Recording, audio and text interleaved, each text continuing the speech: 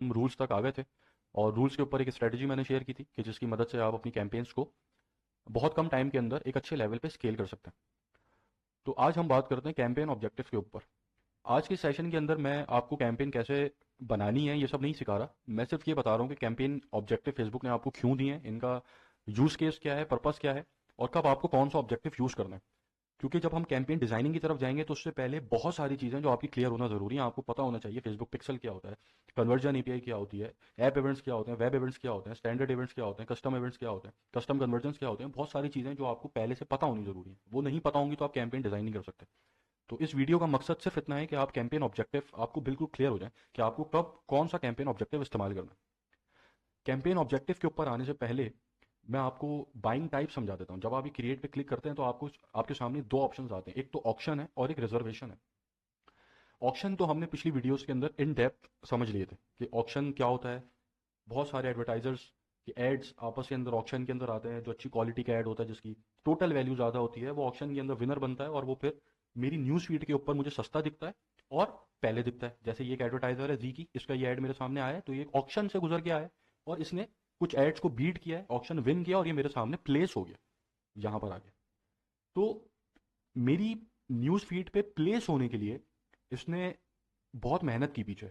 इसने बहुत सारे एडवर्टाइजर्स के एड्स के साथ लड़ाई झगड़ा किया, उसको उनको बीट किया, फिर यहाँ तक पहुंचा।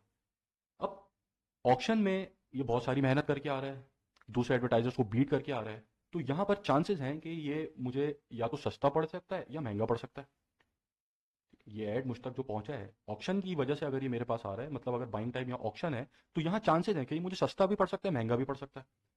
लेकिन अगर मैं रिजर्वेशन सेलेक्ट करता हूँ बाइंग टाइप, तो इस बाइंग टाइप के अंदर फेसबुक मुझे पहले ही बता देती है कि भाई इतने पैसे दे रहे हो, उस पैसे के अगेंस्ट इतने लोगों तक तुम्हारा ऐड चला जाएगा इस कॉस्ट के ऊपर। अब यहाँ पर ना ये मुझे सस्ता पड़ रहा है ना ये मुझे महंगा पड़ रहा है, मुझे एक चीज पता है कि जो मैं पे कर रहा हूँ उसकी बेसिस के ऊपर ये ऐड मेरा यहाँ तक पहुंच गया। लेकिन जब आप रिजर्वेशन सेलेक्ट करते हैं तो इसका मतलब यह है कि आप फेसबुक से एक डील बना रहे हैं जो कि फ्यूचर में होनी है। मतलब ये ऐड अभी तो मेरे सामने आ गया, लेकिन इस ऐड की डील पहले बनी है। अगर ये जी की एडवर्टाइजर बाइंग टाइप रिजर्वेशन रखकर इस ऐड को ये मुझ तक पहुंचाने में कामयाब हुआ है, तो उसका मतलब यह है कि इस ऐड की डील फेसबुक के साथ इसने पहले बनाई थी। फेसबुक ने से कहा था कि 100 रुपये मुझे दो, 100 रुपये के अंदर मैं 50 लोगों तक तुम्हारा ऐड लेके जाऊंगी। एक टाइम फ्रेम है, फॉर एग्जाम्पल जैसे 1 से 5 दिन का टाइम फ्रेम है। इन 1 से 5 दिन के अंदर कभी भी तुम्हारा ऐड में ले जाऊंगी, लेकिन ये मेरी गारंटी है कि मैं 100 लोगों तक पहुंचा दूंगी तुम्हारा ऐड। ठीक है। अब अगर मैं शाम में या रात में 8 बजे से ऐड को देख रहा हूँ और 8 बजे फेसबुक पे कंपटीशन बहुत ज्यादा चल रहा है, मतलब बहुत ज्यादा एडवर्टाइजर्स हैं और ऑप्शन चल रहे हैं बहुत हाई क्वांटिटी के अंदर, बहुत हाई कंपटीशन है, तो ये रिजर्वेशन वाला ऐड बैठ जाएगा साइड पे। फेसबुक इसको साइड पे बिठा देगी, क्योंकि फेसबुक का मकसद सिर्फ इतना है कि इतने पैसे में इतने लोगों तक तुम्हारा ऐड चला जाएगा। कब जाएगा वो मुझ पे छोड़ दो, जब कंपटीशन कम होगा तब भेज दूंगी मैं। अब जब बाइंग टाइप आप ऑप्शन रखते हैं तो ऑप्शन के अंदर फेसबुक आपको एक रेंज बताती है कि भाई 100 रुपये मुझे दो, तुम्हारा ऐड 50 लोगों से 300 लोगों के दरमियान जा सकता है। एक एस्टिमेटेड रेंज बताएगी फेसबुक। अगर ऐड की क्वालिटी बहुत अच्छी है तो 100 रुपये में 300 लोगों तक ऐड चला जाएगा।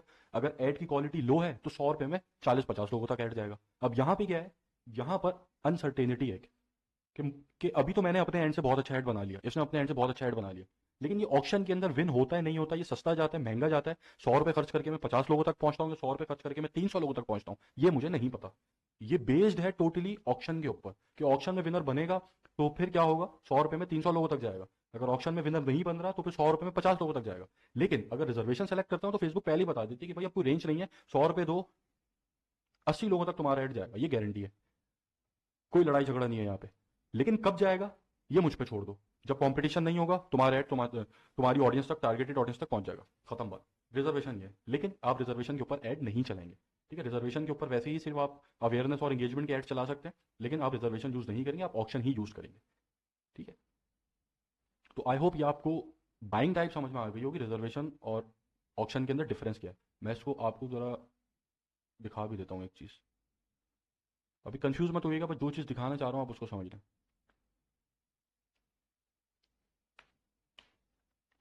सही है भाई।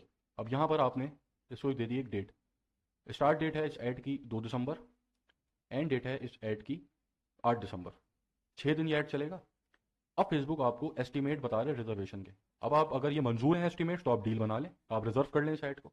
ठीक है, ये ऐड कैसे बनेगा इसको हम आगे बनाएंगे, प्रैक्टिकली भी बना के दिखाऊंगा आपको। ठीक है, अब यहाँ पर आप जो रीच दे सकते हैं या फिर आप यहाँ पे बजट भी दे सकते हैं। ठीक है भाई, एक आपका आपने दे दिया टोटल बजट। ठीक है, 20,000 रुपये का टोटल बजट दे दिया आपने। अब 20,000 रुपये के अंदर फेसबुक ने आपको बता दिया कि भाई रीच होगी 3,74,431। ठीक है, और सीपीएम पड़ेगा ये कॉस्ट पर 1,000 इंप्रेशन। सीपीएम क्या होता है कि 1,000 लोगों तक आपका ऐड पहुंचने में कितना पैसा लगा। तो आपका 53.41 रुपीज़ लगेगा 1,000 लोगों तक ऐड पहुंचने में। अब ये 1,000 लोगों तक आपका ऐड फेसबुक 2 से 8 तारीख के दरमियान पहुंचा देगी। अब वो फेसबुक की मर्जी कब पहुंचा देगी, इसका एस्टिमेट यहाँ पे रिजर्व आप कर सकते हैं। अगर ये डील मंजूर है तो आप यहाँ पे रिजर्व कर दें साइट को। अगर डील मंजूर नहीं है तो कल दोबारा चेक करें, कल हो सकता है आपको कुछ और एस्टिमेट्स मिल रहे हो।